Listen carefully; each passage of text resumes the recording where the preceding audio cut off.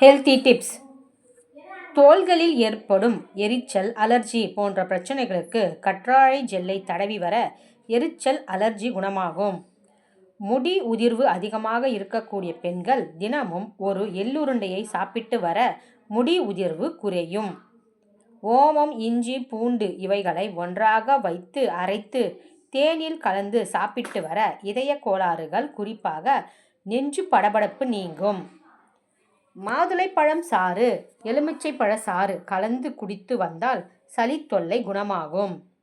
மாம்பழம் சாப்பிட இரத்த அழுத்தம் சீராகும். ஜலதோஷத்தால் வர தலைவலிக்கு முடக்கத்தான் இலைகளை நல்லா கசக்கி வெந்நீரில் போட்டு ஆவி பிடித்தால் தலைவலி சரியாகும்.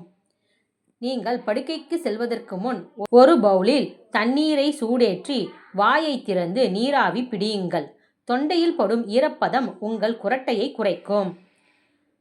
பிரண்டையின் பொடியை மோரில் கலந்து வெறும் வயிற்றில் குடித்து வர மூல நோய் கட்டுக்குள் வரும். தினமும் காலை சாப்பிடுவதற்கு முன் சிறிய நங்கையை சாப்பிட்டால் நீரிழிவு நோய் குணமாகும்.